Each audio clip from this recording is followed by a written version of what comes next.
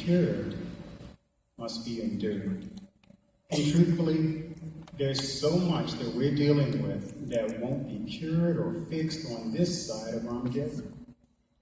And that's why we have to endure. And really, that's why we're here today, isn't it? To hear something that will help us not to give up or give in and compromise our principles. Some of us are dealing with serious health situations, mental and physical disease. And just that word disease, the root meaning not at ease, shows the frustration of dealing with medical situations, dealing with doctors and medications and unusual bathroom patterns, and lack of sleep and grumpiness, and it can just take the taste out of life. Some of us are dealing with traumatic life experiences. Something unspeakable may have happened in our life or is happening right now. Maybe it's an injustice or a perceived injustice in the congregation.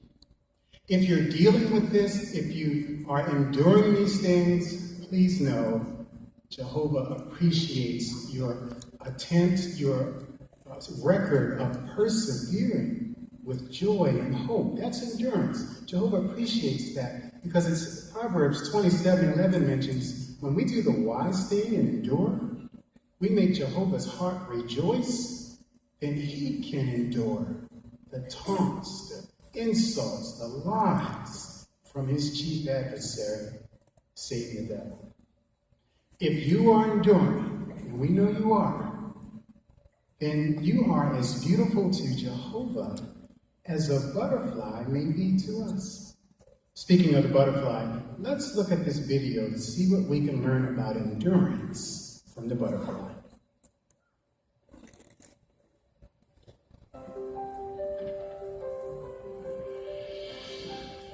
Butterflies play a vital role in pollinating flowers. They also accomplish amazing feats of endurance. Each year in North America, as many as 300 million monarch butterflies complete a migration of some 4,000 kilometers, or 2,500 miles, from as far north as Canada to a forest in Mexico. Butterflies are also surprisingly resilient. Some butterflies have been observed feeding and flying with up to 70% of their wing surfaces missing. Butterflies may appear to be delicate and fragile, but these small creatures display remarkable endurance.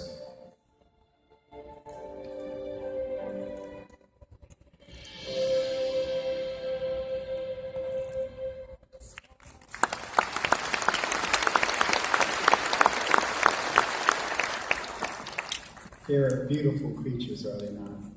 And they may appear so fragile and thin and small, but did you notice that Jehovah created them with amazing ability? Some of those butterflies are traveling from Canada to Mexico, 2,500 miles. Some of us can't even sit in an airplane for that long. Now, our meditation on butterfly, it could stop there. It could stop at marveling at their engineering, at their beauty. But there's a deeper lesson to be learned, isn't it? It's about their endurance. Notice that some of the butterflies are flying and feeding with 70% of their wingspan gone. 70% of their body gone. They're enduring that. Now, some may look at that butterfly in that state and say, oh, they're a little broken up. We may say that about ourselves. We may feel a little broken down. But let me read you an experience about a brother who some may have said he was broken down. A brother in Zambia, Africa, who had to climb a mountain to escape soldiers who were seeking to kill him. There was one problem with his climbing. He had no legs. How'd he do it? How'd he do it with 70% of his body gone? Well, he used his hands, and he climbed the mountain, and he got away. Now, what's important here is what he said after the ordeal. Notice his words. He's quoting Isaiah chapter 40. He says, "Your words are true, Jehovah. Boys will both tire out and grow weary, and young men themselves will without fail stumble. But those hoping in you will regain power. They will mount up like wings, with wings like eagles. They will run and not grow weary. They will walk and not tire out." He added, "Thank you, Jehovah, for making me move faster than the eagles of the heavens." He wasn't broken down. Not with Jehovah's help, he wasn't broken down.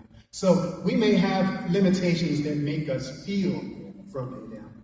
We may have challenges that make us feel crushed. But with Jehovah's help, we can go beyond the point where others give up. Now, how can we do that? Well, here's a primary reason, right here in this book. Jehovah's words at 2 Corinthians, the 4th chapter, verse 16. Please turn with me there.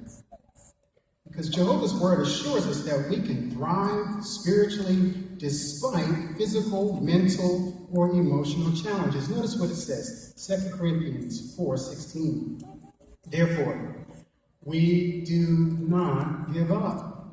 But even if the man we are outside is wasting away, certainly the man we are inside is being renewed from day to day."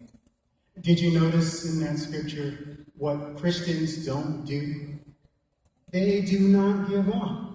We do not give up. It's not even an option for us. And if we did give up, where would we go? What would we do? What hope would we have if we gave up? And notice the contrast there of wasting away and being renewed from day to day. And think about the butterfly that has 70% of its body gone. Wasting away, right? But they're renewed. To make that long flight from Canada to Mexico, they are renewed. How so? They use Jehovah's wind current to make the flight.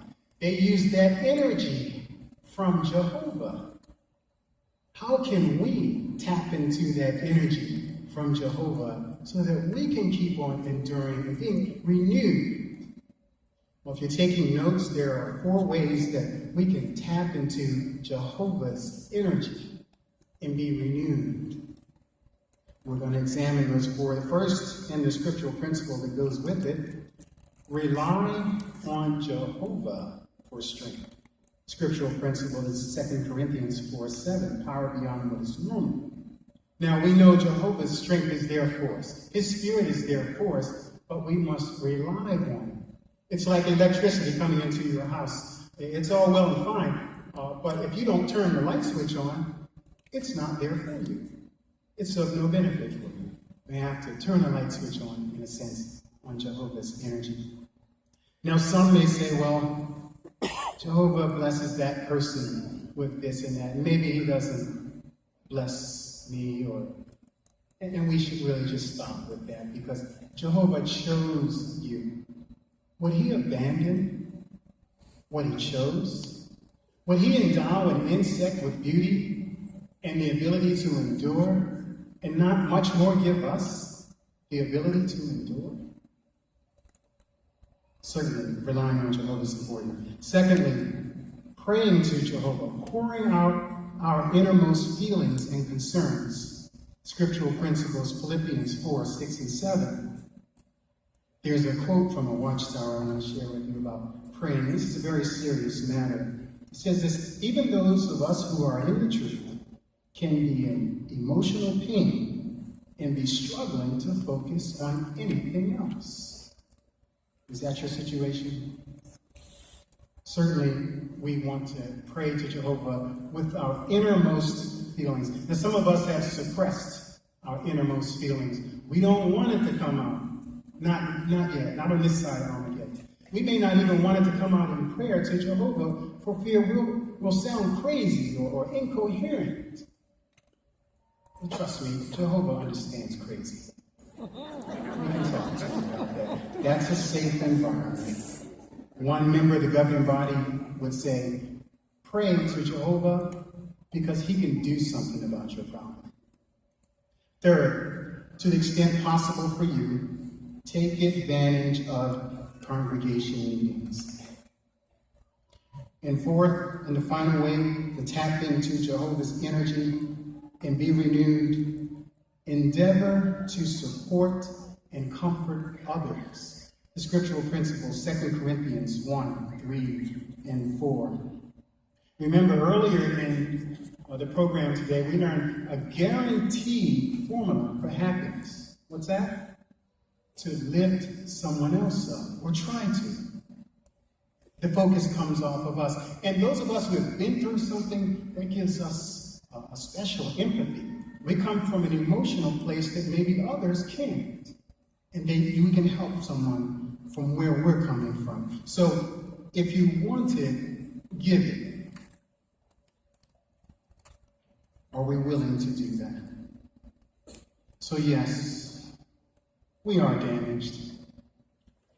We're like that butterfly who's missing a little bit of his wing. But nothing that Satan in this world has put on us can't be taken off of us by Jehovah, can't be reversed by our God. So we don't have to worry about that. This is temporary. We need to worry and keep our focus on the future, not just our surroundings, but the future. And keep flying.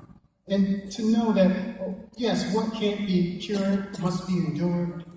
We can endure it. We can endure the bad so we can live to see the good. So don't give up. Keep flying. Jehovah's about to win.